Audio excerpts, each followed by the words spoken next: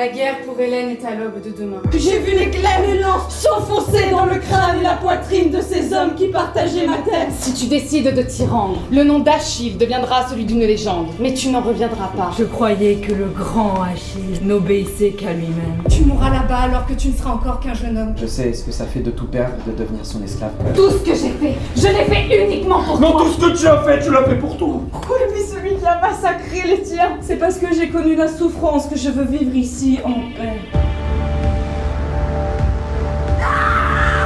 Qu'elle soit divine ou mortelle, la femme ne ressort jamais indemne de la bestialité masculine. J'ai tué, j'ai massacré, j'ai sacrifié pour lui. Ce sont des animaux.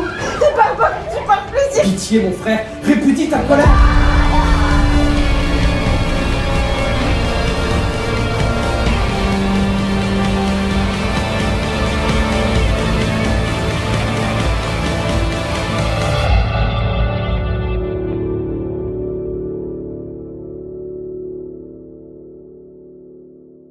Hey coucou, c'est Cédric, votre podcasteur préféré. Je suis actuellement en compagnie d'une femme adorable qui est venue me parler sur Instagram pour dire que du bien du podcast. Bon, comment vous dire que j'ai kiffé.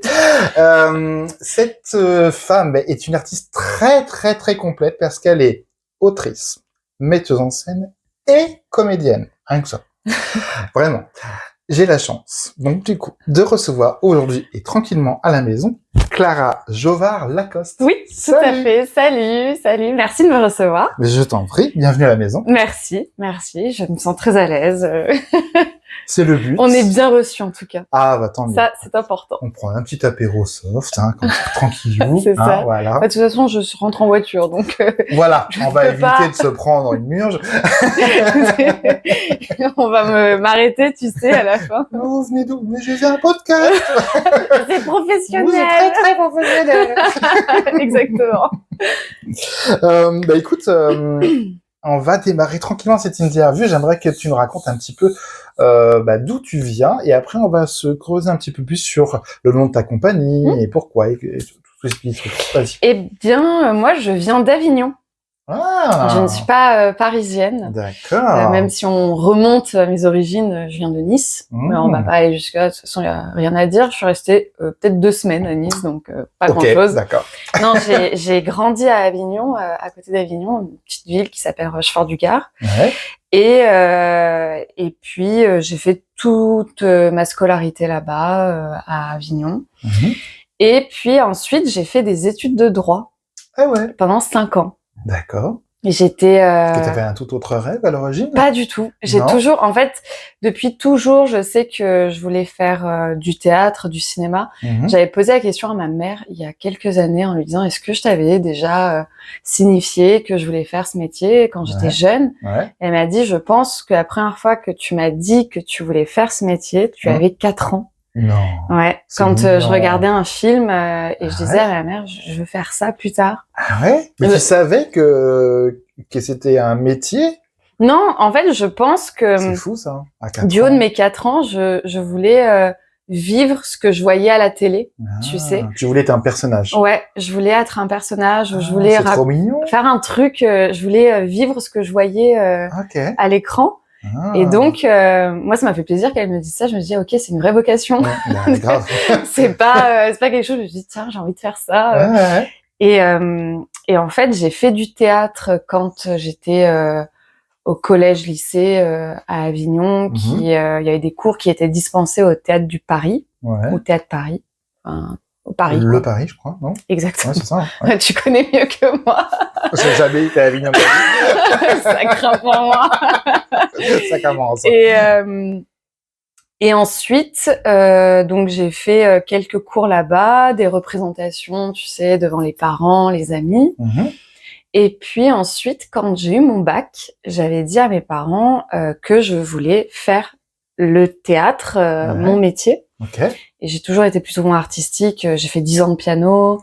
Ah oui. J'étais très manuelle. Mes parents m'avaient inscrite à des ateliers de découpage dans du verre. Ouais. Et en fait, on créait des objets. Donc, j'ai créé des assiettes. Oh là. Donc, j'ai toujours été plus ou moins manuelle, créative, quelque chose Trop bien. dans cette veine. Uh-huh. Et quand j'ai dit à mes parents que je voulais faire du théâtre en métier, ils m'ont dit oui, mais d'un côté, y aller sans d'avoir un autre filer. diplôme. Exactement. Ok. Discours qu'on entend très régulièrement. Ah oui, je pense quasiment tout le temps. Ouais. Et donc, on a fait un pacte. Moi, je marche vachement au pacte. D'accord. Et ils m'ont dit, choisis ce que tu veux. On ne t'impose absolument aucune spécificité d'études. Ouais. Tu choisis ce que tu veux, mais tu nous obtiens un diplôme. Et à l'issue de ce diplôme, si tu veux toujours faire du théâtre, nous, on s'engage à t'aider dans cette voie. Trop bien. Donc, je me suis dit, ok, donnant, je vais faire ça. Et j'ai choisi la voie la plus simple, le droit. Oui, rien que ça. Je suis avocate, bon, c'est rien. C'est un petit diplôme. J'ai choisi le droit parce qu'en fait, à côté du théâtre, il y avait rien comme domaine qui m'intéressait hormis le droit. D'accord. Et donc, j'ai fait 5 ans de droit. J'ai fait 3 ans à Avignon et 2 ans à Lyon 3. Ok. En 5 ans, j'ai beaucoup galéré. Vraiment beaucoup galéré. Et puis, pendant mes études, je travaillais en stage en cabinet d'avocat l'été. D'accord. Et j'étais à Avignon, du coup, en stage l'été. Et à l'issue de l'obtention de mon diplôme, j'avais fait une licence en 5 ans. Et puis, je postule à des masters parce que, on essaie toujours d'avoir, on va dire, le master. Oui, bien sûr. Je me fais refuser de partout. Ok. Tous les masters auxquels j'avais postulé, je me fais refuser. Et il y a mon maître de stage qui me propose un CDI en tant que juriste en droit des affaires dans le cabinet dans lequel je faisais des stages. D'accord. Et qui me dit, voilà, et dans 7 ans, écoute, tu pourras passer des équivalences d'acquis, un diplôme pour essayer d'être avocate. J'avais 23 ans. Ok. Et là, j'ai eu le déclic artistique. Ouais, je me suis dit, mais dans quoi on tu connaît bien celui-là. Ah là là, qu'est-ce que ça me rappelle des choses. Tu vois, t'es passé par là.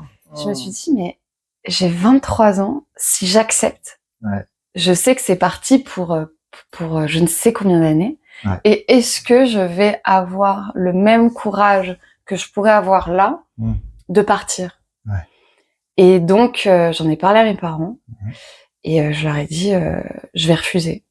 Et ma mère m'a dit, mais attends, c'est une opportunité de malade ce que tu as là. Ça ne se refuse pas à 23 ans. Oui. Et je lui ai dit, tu paries? Tu paries que ça se refuse pas? Un petit pacte. Ok. Et donc, en fait, j'ai refusé la proposition. Et j'ai dit à mes parents, écoutez, donc moi, je venais d'Avignon, je connaissais pas les études à Paris de théâtre, les écoles, hormis le cours Florent, qui est la plus connue. Oui, la référence. Et donc, je voulais faire le cours Florent Montpellier. Ok. Et mes parents m'ont dit, alors ma grande, si tu veux faire du théâtre, tu feras du théâtre, mais uniquement à Paris. Et tu pars à Paris. Et donc, je suis partie à Paris. J'avais 23 ans. 23 ans. Wow. Voilà. Et donc, je me suis retrouvée à faire mes études florentines à Paris pendant 3 ans. D'accord, ok. Et c'est comme ça que... Encore une invitée qui a fait les cours Florent. On doit être nombreux. Comme c'est original. J'aurais bien aimé te dire que j'ai fait le CNSAD. Non, mais c'est super. Ça reste une très belle référence. Et il y a beaucoup de très bons comédiens qui en sortent de cette école. Ah oui. Mais c'est plus ce que tu en fais après, je pense, qui est important. Bien sûr. Et le pendant, c'est vraiment emmagasiner le maximum de choses et essayer le maximum de choses pour savoir aussi dans les spécificités du théâtre ce que tu aimes, ce que tu n'aimes pas. Un peu savoir où tu te sens à l'aise. Bien sûr. Et après, oui, c'est ce que t'en fais après qui est super important. Tellement. Donc, voilà, et c'est comme ça que je me suis retrouvée dans le théâtre. Et maintenant, ça fait 3 ans que j'ai eu mon diplôme de brevet de fin d'études du cours Florent. J'en suis très contente. Alors, du coup, qu'est-ce que ça t'a amené derrière? Parce que depuis 3 ans que tu fais officiellement du théâtre, tu en fais ton métier officiel? Oui. T'arrives à en vivre? Difficilement encore. Difficilement, d'accord. Donc, t'es pas encore intermittente? Non, pas encore. Okay, d'accord. Mais en voie de l'être, normalement, cette année. Dis Je merde, hein. croise les doigts et normalement, si j'arrive à avoir tous les projets que je souhaite, Ouais. je serai intermittente et uniquement du spectacle vivant. Alléluia. Et donc, je serai très contente. Eh ben, tu m'étonnes. Première intermittence, ça se fait. Hein, donc, ça, c'est- Et puis le renouvellement aussi d'ailleurs. Ah bah, oh que oui. En fait, pendant 15 ans, tu te fêtes Ah bah ta ouais, date tu d'anniversaire. m'étonnes. Tu Voilà. m'étonnes qu'elle s'appelle la date d'anniversaire. Ok. Trop bien. Ouais. Donc, Et depuis, du coup, parce que on vient de... bah, moi, j'ai l'information, mais... Hein, c'est toi qui as créé la compagnie? Ouais. Ouais, donc on va rappeler le nom de la compagnie. Ça s'appelle la compagnie Paizo. ouais, Peso. Paizo, pardon. Ou Paizo, comme tu le souhaites. Paizo. On s'en parlait un petit peu en off, mais il y a une signification de ce mot. Qu'est-ce que ça veut dire? Ça veut dire jouer comme un enfant en grec. Ah, c'est beau. Ouais. ouais. Ah. C'est en Pour fait. la petite fille de 4 ans, c'est à... Ouais. Bah, tu vois, tu viens de faire un lien. Ah. Je l'ai jamais fait. Ah bah voilà. C'est Mais cadeau. c'est vrai que, bah merci, ça fera 70 €. Non, c'est vrai que, ouais, ça veut dire jouer comme un enfant en grec. Et en fait, Peso, c'est venu parce qu'Hubris, en fait. Parce que j'avais écrit Hubris, qu'Hubris allait se jouer Ouais. à Florent, du coup, puisque ça a été créé dans le cadre de l'école. Ah, d'accord. À l'origine. Ok. Et en fait, j'étais avec mon équipe à ce moment-là et ils me disent ouais, mais si on veut jouer à l'extérieur, il faut une structure. Oui. Pour une structure, il faut un nom. Oui. Comment on l'appelle? Et on était en débrief, débrief, tu sais, avec des verres. Oui, voilà. Le Tous débrief, fait ça. Exactement. Et Le on débrief apéro. donnait, c'est ça, on donnait des idées. Et je sais pas, je me suis dit, mais tiens, comment on dit jouer en grec? Et avec quelques petites recherches, Peso, et je me suis dit, c'est court, Ouais. c'est 2 syllabes, Ouais. ça se dit bien, ça Ouais. sonne bien, je trouve. Ouais. J'aime bien la signification. Bon, bah, Ouais, c'est Peso. beau. Et voilà. Très La beau. compagnie Peso est née. Est né du coup en 2023. 23. Ok. Ouais. En 2023. Donc elle va fêter ses 3 ans, Ouais, en fin d'année, là. en fin d'année. Mm. Et du coup, actuellement, donc là où on enregistre, on est dans les fin février Oui. 2026. Évidemment, vous le savez, hein, on va pas refaire le monde, hein. C'est pas très nouveau, mais je prends beaucoup d'avance dans mes enregistrements. Et du coup, actuellement, la pièce se joue, donc la pièce s'appelle donc Hubris. Oui. On l'expliquera un peu plus en détail ce que c'est. Elle se joue où actuellement? À la Folie Théâtre, dans le 11e, Ok, du jeudi au samedi à 21h30. très bien. Et donc là, actuellement, on joue jusqu'au 11 avril. Ok, Ouais. d'accord. Donc effectivement, l'épisode sera pas encore diffusé au moment de la fin de la programmation dans ce théâtre, mais bonne nouvelle. Et c'est aussi pour ça que voilà, tu vas revenir aux sources. du Et coup. tout à Tu fait. rentres à la maison. Je rentre au bercail. Ah, et boum. Et oui, pour Et la ouais. 2e année consécutive. Trop bien. Ouais, Donc Avignon, hein, pour ceux qui n'avaient pas compris. voilà. On fait Avignon. En off, j'imagine. Ouais, Ouais. off. Ouais. Super. Un jour, peut-être le in, mais Un jour. pour le moment, nous Merci. sommes au off. Ouais. Et cette année, on joue aux Espaces Roseau Teinturier, dans la salle 1, D'accord. donc la Factory. Ok. Et on est très content de jouer dans cette salle-là. Actuellement, là, on a très hâte. Ah ouais, grave.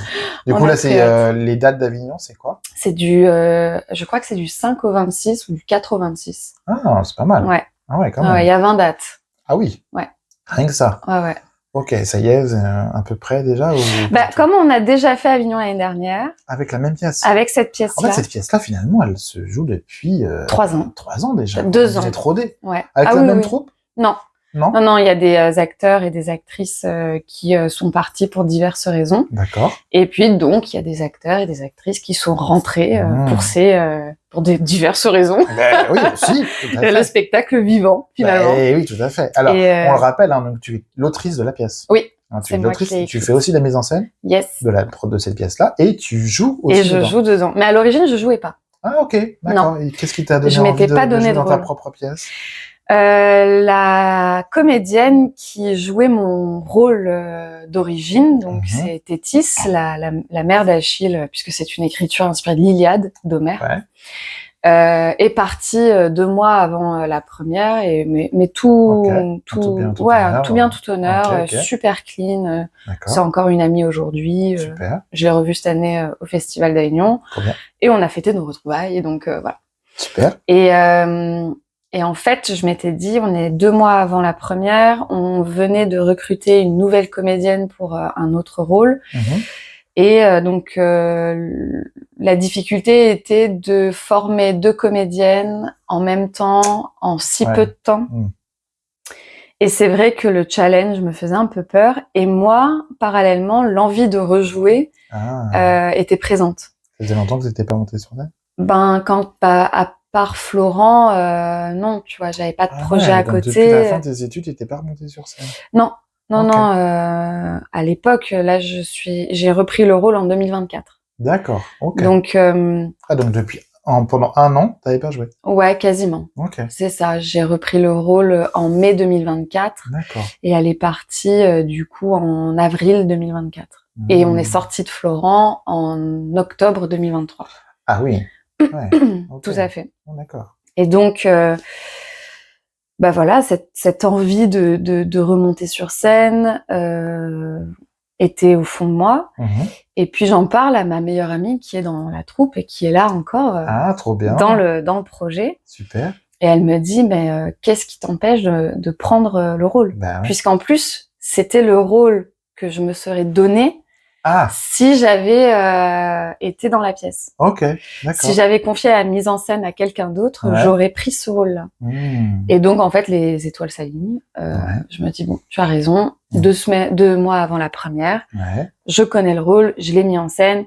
J'ai plus qu'à chausser les chaussures qui ont été laissées sur le palier et faire mon empreinte. Bien sûr. Et en fait, ça a été la meilleure décision qu'on ait prise parce qu'aujourd'hui, la pièce va très bien et en plus de ça, l'équipe aussi, on s'entend tous très très très bien. Vous êtes nombreux sur scène? 5. Ah, c'est pas mal. Ouais, c'est. Ok. Et ça va, t'arrives à jongler avec les différentes casquettes, metteuse en scène, autrice et en plus comédienne, du coup, ça va? Oui. Ouais. Bah, j'ai des principes, on va dire, quand je suis sur scène, c'est du coup une autre comédienne qui se concentre sur moi. D'accord. Elle connaît déjà la mise en scène, elle sait les. En fait. Elle t'assiste? Ouais, en fait, elle m'assiste et puis d'accord. surtout, moi j'ai cette façon de faire actuellement. Peut-être que ça changera avec l'expérience, mais j'ai des points de rendez-vous dans la mise en scène et entre ces 2 points de rendez-vous, les comédiens vivent le truc. Ils font bien ce qu'ils veulent. Enfin, ils doivent vivre la pièce à l'instant T, comment ils se sentent maintenant dans le rôle, là, à cette heure-ci précisément. Et donc, moi, on avait juste conclu le truc de, bon, ben, là et là, je veux pas que ça change. Après, tu me dis si c'est bien, pas bien. Et en fait, au final, dès que j'étais sur scène, tous ceux qui n'étaient pas sur scène se concentraient sur mon jeu, et au final, ça a roulé comme sur des roulettes. Trop bien. Ouais, non, c'était super et moi, je suis très contente d'avoir pris cette décision. Super. Et aussi, je le sais. C'est une bonne nouvelle. J'espère. Pour repartir sur Avignon et tout ce que ça engendre derrière, pour la 2e année, c'est que ça marche. Oui. Une belle cohésion d'équipe. Ouais. Mais l'année dernière, on était au Théâtre de l'Adresse, qui est un super théâtre. Nous, on a vécu un super Avignon. Ah, trop bien. Ah ouais. Au 4e jour, on était, au 4e jour, on était complet. Wow. Et en fait, c'est rare, hein. Oui. C'est très rare. Après, on pouvait pas nous louper. Hein. On a une parade. Ah ouais? Ah oui. Mais on ne peut pas. Je veux tout savoir. Ah oui. Attends, je m'installe confortablement. Raconte-moi tout. La parade, tu ne peux pas nous louper. Ce n'est pas tes sens sont mis à notre disposition. Les 5 sens? Oui, tout. Sérieux? Non, en fait, on a donc Hubris, c'est une écriture inspirée de l'Iliade d'Homère, mais c'est très contemporain. D'accord. C'est pas la première idée qu'on s'en fait, qui est d'une mise en scène classique avec des costumes classiques et un décor classique. Nous, on a tout envoyé valser. C'est très épuré et on est en tenue militaire puisqu'il y a des soldats aussi dans la pièce. Et les personnages plus principaux, on va dire, on est habillés en cargo, en chemise. Donc c'est très contemporain. Il y a juste la langue qui est soutenue, qui peut s'apparenter à du classique. D'accord. Et c'est très moderne et très souvent l'un des premiers retours qu'on nous fait, c'est je ne m'attendais absolument pas à voir ça sur scène. Trop bien. C'est vraiment, je pense, le retour qu'on nous fait le plus sur Hubris. Génial. Et on savait donc qu'on voulait faire une parade. Moi qui ai vécu avec le Festival d'Avignon, j'étais bien consciente que la grande parade allait être énorme et que ceux qui pensent être trop ne sont pas assez le jour J. Et donc, avec mon équipe, on a cogité. Et je travaille beaucoup avec mes parents qui me soutiennent. Et mon père, un jour, vient me voir et il me dit et pourquoi on ferait pas un truc cheval de Troie et tout? Je lui dis mais papa, je trouve où le cheval, moi tu veux que je fasse comment? Et il me dit non mais t'en penses quoi d'un échafaudage? Wow. Et je lui dis un échafaudage. Et en fait on se réunit, on en discute. Et en fait on a un échafaudage métallique sur roulette que on est 5, donc il y en a 3 qui tirent. 2 qui tirent, 1 qui pousse et 2 qui sont dessus. Et il y en a un qui fait un tambour sur l'échafaudage. Et nous, on hurle l'alerte à la guerre. Et l'échafaudage, il fait un boucan, mais monstre. Ah ouais, donc on ne peut vraiment pas vous louper. Non, c'est un truc qui est très haut, du coup, non? Oui. En fait, on prend de la hauteur. Donc, oui, du coup, oui. À première vue, on nous voit. On prend de la hauteur. Il y a du bruit, donc on nous entend. Et on prend une place. Qu'on ne vole pas aux autres, bien sûr, mais de toute façon, mais on cède en fait de ça, exactement. Et en fait, on peut pas nous louper. Trop bien. On ne peut pas, ce n'est pas possible. Alors, pour expliquer un petit peu, est-ce que tu peux dire un peu l'histoire de la pièce sans trop Eh bien, en fait, c'est une pièce qui parle de l'orgueil. Hubris, ça veut dire l'orgueil démesuré. C'est un péché divin. C'est l'homme persuadé d'être un dieu. Et aujourd'hui, l'homme persuadé d'être un dieu, on en voit dès qu'on allume la télé. Et c'est exactement de ça dont traite Hubris. On parle de l'hubris des hommes et des femmes aussi, puisque dans Hubris, les femmes sont mises au premier plan. Il y a 3 femmes, 2 hommes. Donc on découvre un récit des femmes de l'épopée homérique qui sont complètement mises de côté dans l'œuvre originelle. Et on parle de cette hubris-là, de l'orgueil des puissants sur un peuple, et comment on réagit face à tout ça. Bien sûr. Et en fait, on a zoomé dans le camp grec de la guerre de Troie. Il n'y a pas un conflit gréco-troyen sur scène. C'est uniquement le camp grec, ce qui se passe, comment ils vivent dans ce camp-là.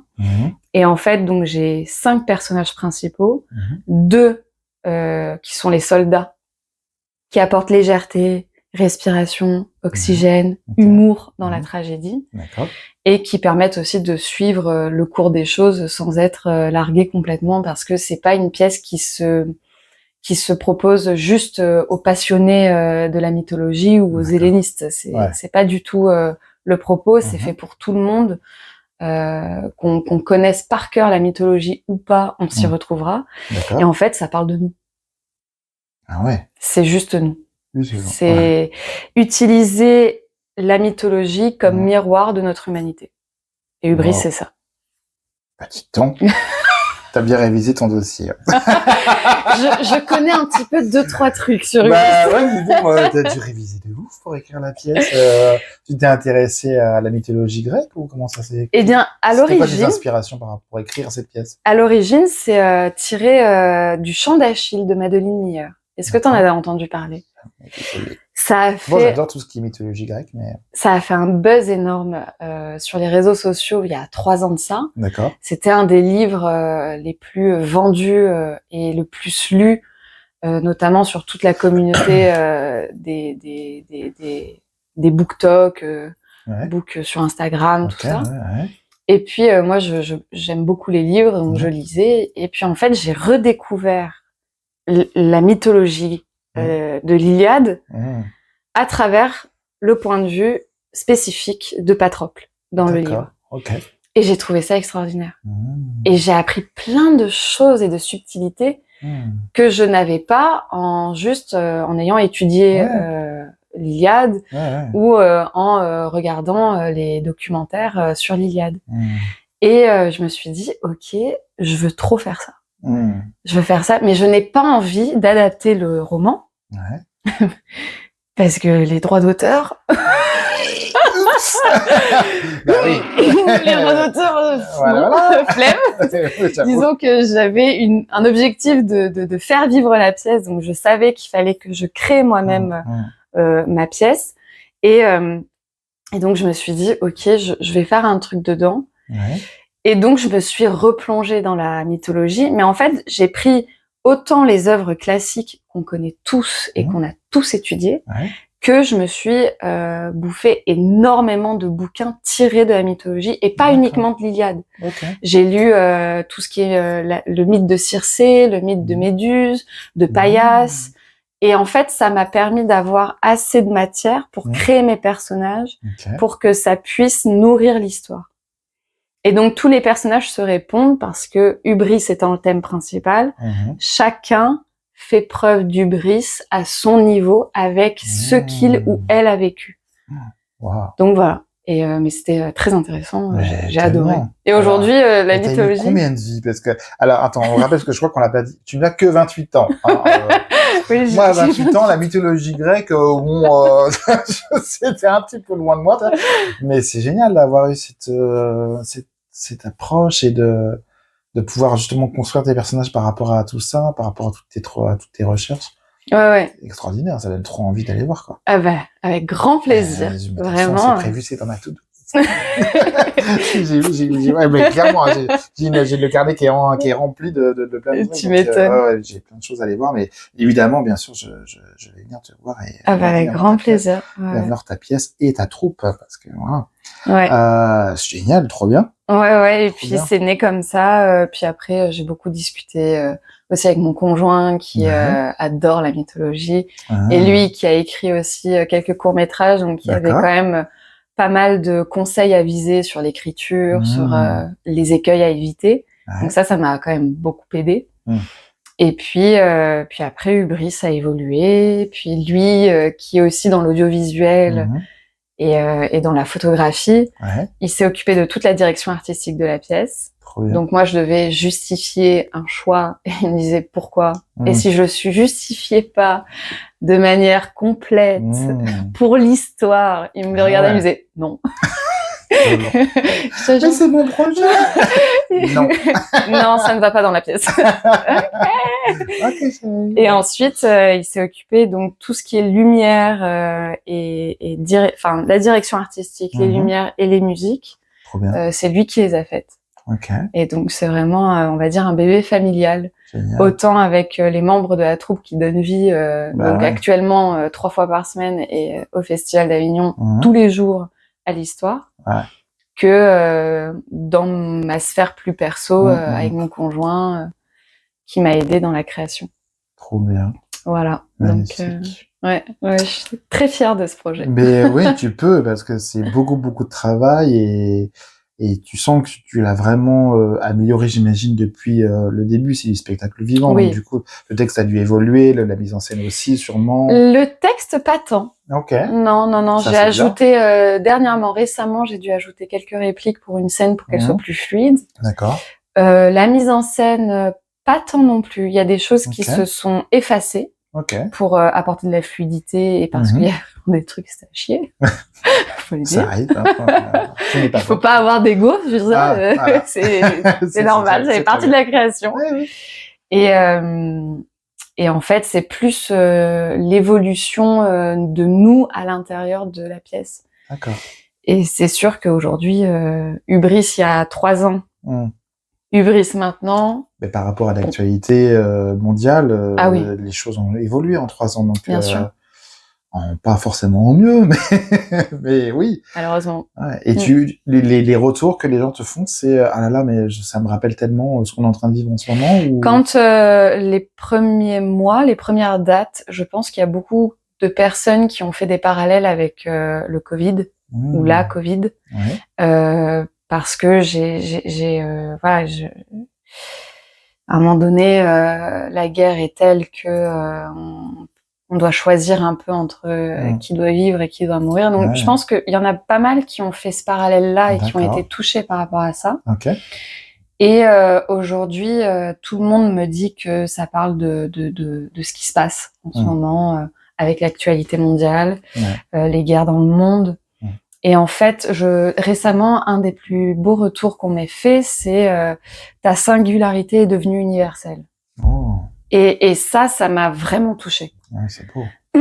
Parce que je me suis dit, je ne prétends pas être porte-parole de quoi que ce soit.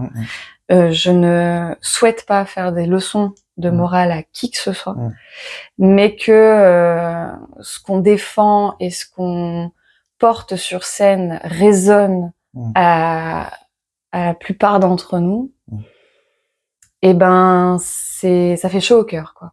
On se dit quelque part, il y a quand même une mission qui a été réussie, où on se dit que moi j'aime bien le théâtre quand même qui raconte et qui résonne, pas juste délivrer une histoire, mais ce théâtre-là qui résonne au plus profond de nous, qui fait réfléchir, que ce soit dans le bon comme dans le pas bon, qu'on n'aime pas, mais qui touche quelque part, que ce soit du négatif ou du positif, du moment qu'il touche.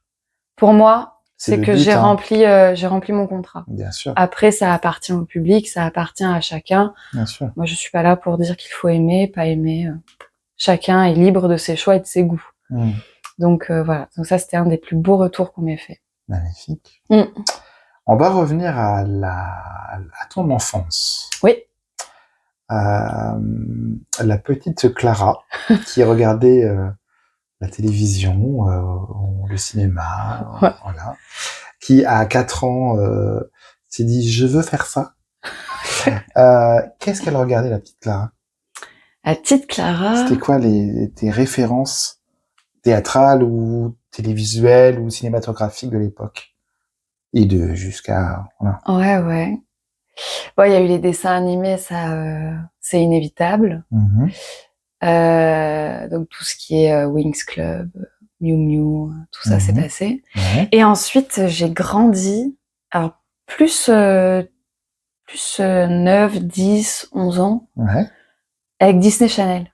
Ok, d'accord. Et donc moi, j'étais une mordue d'Hannah Montana. Mais une mordue d'Hannah Montana. J'adorais ça. Et ce que j'adorais particulièrement, c'était parce que à l'époque, crédule que j'étais, je pensais que les rires étaient des vrais rires. Tu sais, les rires des sitcoms, là. Les fameux rires enregistrés. Exactement. Et j'adorais ça. Et je me disais, oh, mais les gens réagissent, et moi je suis devant ma télé, je réagis. Et je trouvais ça fou de se dire... L'innocence de... Ah ouais, non mais vraiment, hein. C'est trop mignon. Plus inoffensif. J'avoue. Tu meurs. C'est vraiment aussi chou. Et ensuite, je pense que j'ai été... Il y a une partie de mon enfance, de mon âme qui a été brisée le jour où j'ai compris que ce n'étaient pas des vrais gens qui riaient.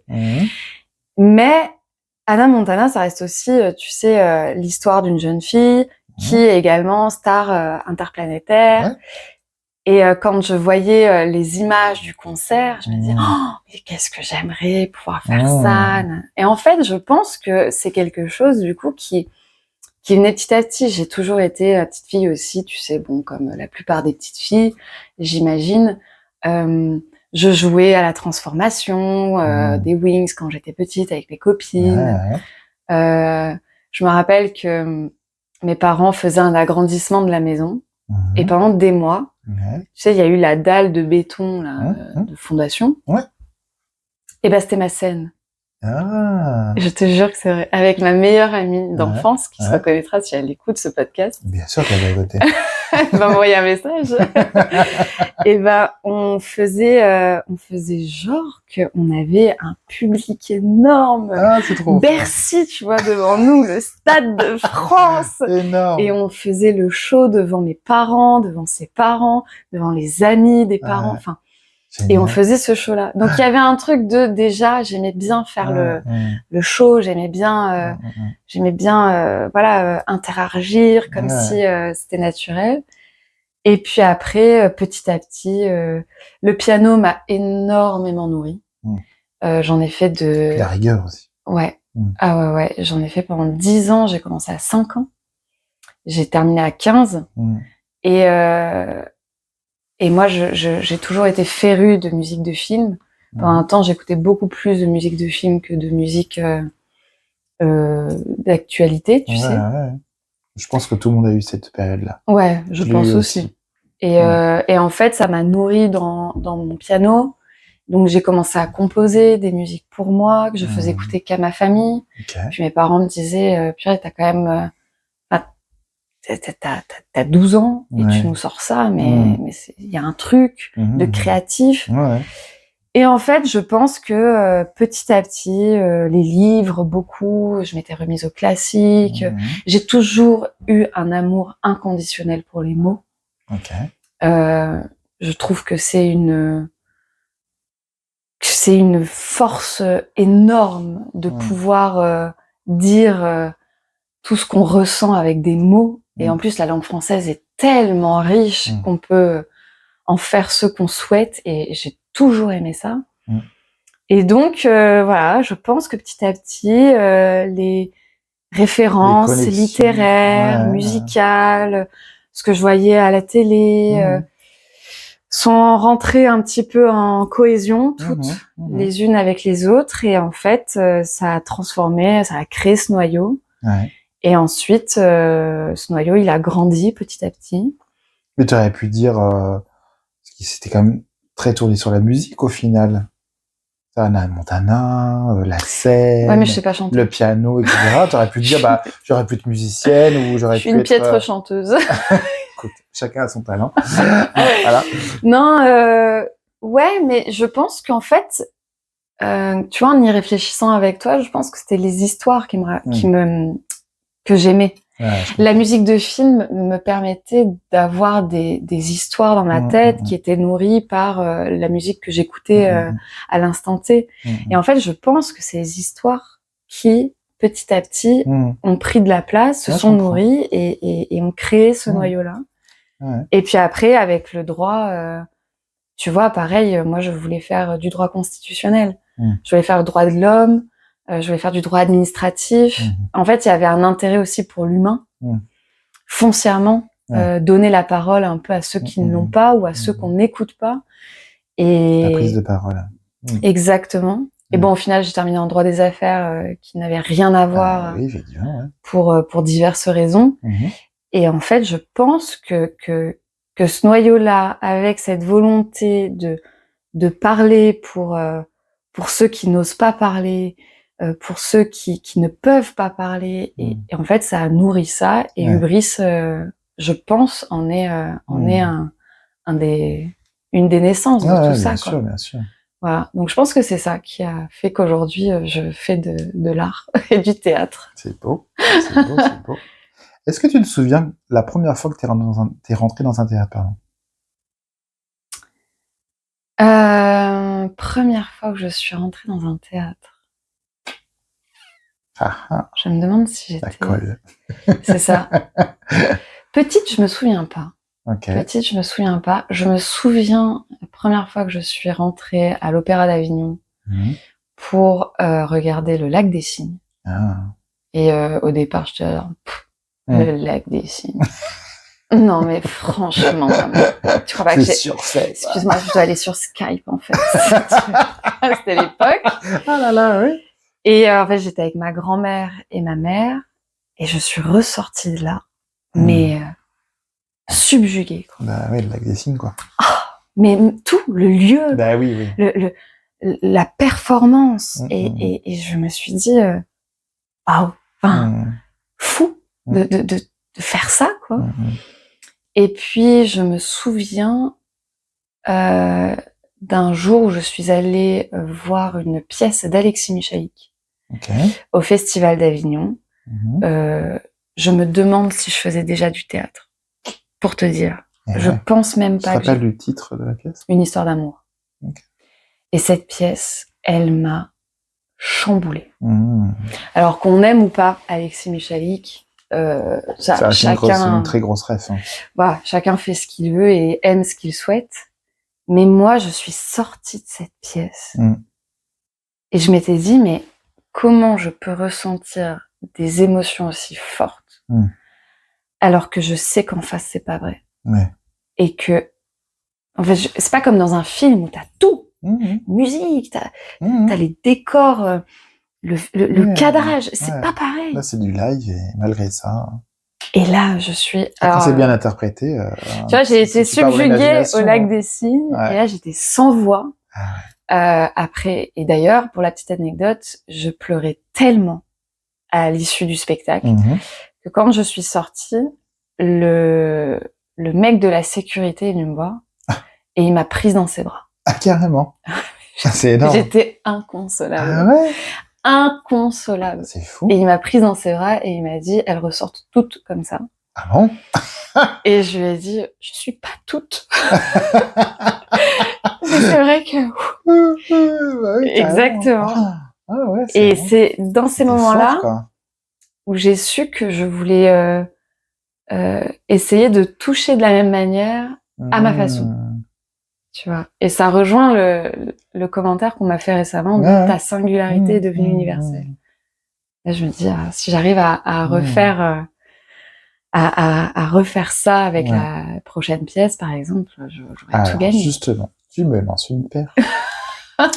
Parce que Hubris par là, Hubris par là. Hubris. C'est génial. Tu vis Hubris depuis 3 ans. Ouais. Est-ce que tu as d'autres projets? Est-ce que tu as le droit d'en parler? Ouais, Est-ce qu'il y a bien des sûr. exclus, tu peux dire, pour les théâtres? Les théâtres, attention! Attention. Oui, je suis en réflexion d'une seconde pièce de théâtre. D'accord. Qui sera pas du tout dans la même veine qu'Hubris, Ok. parce qu'Hubris reste quand même de la tragédie, et ça engendre aussi les réticences que ça peut engendrer. En fait, c'est quand même une pièce qui, une fois qu'on l'a vue, on se dit c'est pas du tout ce à quoi on s'attendait, mais des fois convertir le spectateur qui est déjà un petit peu convaincu de ses appréhensions, c'est assez compliqué, quoi. Ouais. Et donc dernièrement, mais ça fait quand même, on est en 2026, ça fait depuis déjà 1 an et demi que j'y pense, et j'ai déjà commencé à écrire, j'ai déjà une équipe que j'aimerais aussi, on va dire, amener le plus loin possible. Mais cette fois-ci, j'aimerais me faire accompagner en production parce que forcément, il y a quand même la réalité du métier qu'il ne faut pas négliger, ni diaboliser. Et c'est une pièce qui est inspirée du vol de la Joconde. Ok. Et en fait, j'ai très envie de faire une tragicomédie. Il y a toujours le tragique dans ce que je souhaite, mais parce que j'adore, j'aime bien aller au fond des choses, tu vois, essayer un peu de te choper quelque part. Et donc ce sera pas une unique comédie, c'est pas une comédie de boulevard, ce sera pas une tragédie aussi tragique qu'Hubris, mais je pense que ce sera un mélange des deux. Et j'adore partir soit du mythe, soit d'un événement passé, historique, que peu de monde savent finalement que la Joconde a été volée. C'est vrai. Et en faire une histoire plus personnelle, plus humaine, plus intime, et parler de choses qui nous touchent aujourd'hui à travers le mythe ou l'histoire avec un grand H. Et LVDJ pour les intimes, ce sera ça.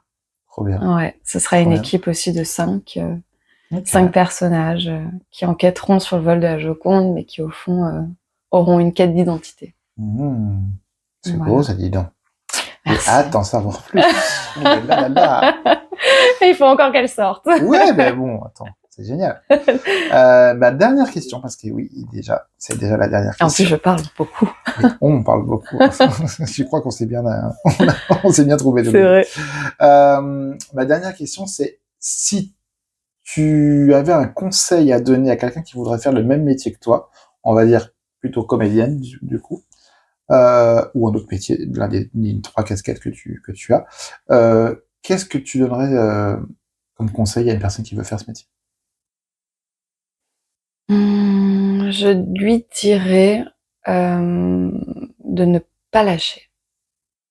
Je pense que ceux qui font la différence, à tout niveau d'ailleurs, avec les cartes qu'on a en main. Je pense à des gens que je connais, qui me sont très proches, et en partant aussi de mon expérience. Ce qui fait la différence, c'est la ténacité. Ouais.